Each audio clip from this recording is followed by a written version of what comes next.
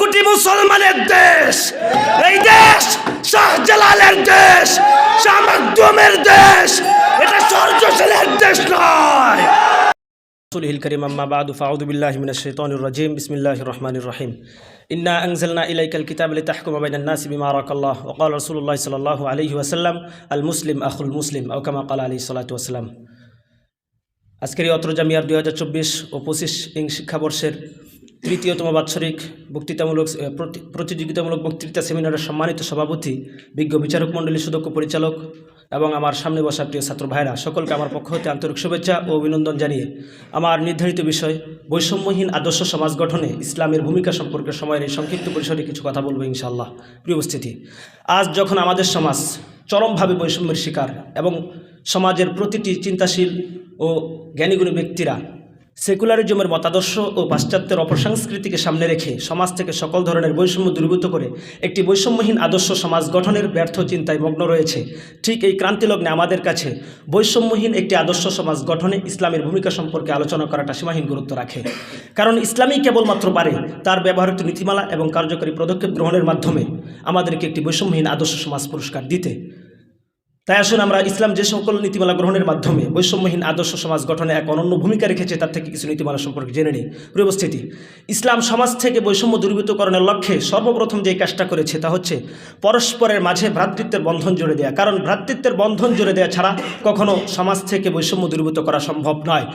এ উদ্দেশ্যে সূরা হুজরাতের 10 নং আয়াতে কারিমায় বলা হচ্ছে, ইন্নামাল মুমিনুনা ইখওয়াতুন ফাসলিহু বাইনা আখওয়াইকুম, নিঃসন্দেহে মুমিনগণ পরস্পর ভাই ভাই, সুতরাং তোমরা তাদের মাঝে সমঝোতা করে দাও। এছাড়াও রাসূল সাল্লাল্লাহু আলাইহি ওয়াসাল্লাম হাদিসের মধ্যে বলেছেন, আল মুসলিম আখুল মুসলিম, একজন মুসলমান আরেকজন মুসলমানের ভাই, লা ইয়াজলিমুহু, সুতরাং তার সাথে যেন কোনো প্রকার বৈষম্য করা না হয়। প্রিয় উপস্থিতি, দ্বিতীয়ত ইসলাম জাতিগত ও বর্ণবাদের বৈষম্যকে দূরীভূত করেছে।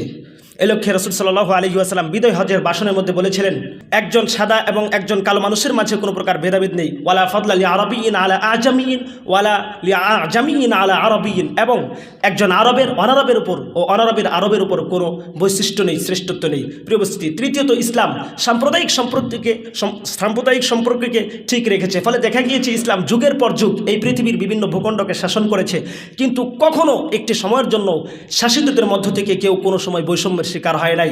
এবং ইসলাম সংখ্যালঘু সম্প্রদায়কে তাদের ধর্ম পালনের স্বাধীনতা প্রদান করেছে, পাশাপাশি তাদের ধর্মীয় অনুভূতির উপর কখনো আক্রমণ করেনি। এ কারণে আল্লাহ পাক রব্বুল আলামিন কোরআনুল কারীমের মধ্যে বলেছেন, ওয়ালা তাসুবুল্লাযীনা ইয়াদউনা মিন দুনিল্লাহ, খবরদার কখনো তাদের দেবতাদেরকে তোমরা গালি দিবা না। প্রিয় উপস্থিতি, এছাড়াও ইসলাম এতটুকু বৈষম্যকে বরদাস্ত করেনি যে একজন ব্যক্তি খেয়ে পরে ঘুমাবে আর তার প্রতিবেশী না খেয়ে থাকবে। প্রিয় উপস্থিতি, এছাড়াও ইসলাম সমাজ থেকে বৈষম্য দূরীভূতকরণের লক্ষ্যে সমস্ত প্রকার জেনা, অশ্লীলতা, মদ, জুয়াকে উচ্ছেদকরণ এবং সকল ধরনের অন্যায় অবিচারের বিরুদ্ধে দৃঢ় প্রতিরোধ গড়ে তুলেছে। প্রিয় উপস্থিতি, এ সমস্ত কিছুর মাধ্যমে ইসলাম যে এক অনন্য ভূমিকা রেখেছে বৈষম্যহীন আদর্শ সমাজ গঠনের জন্য, তা আজ পর্যন্ত কোনো সেকুলারিজমের মতাদর্শ পারে নাই।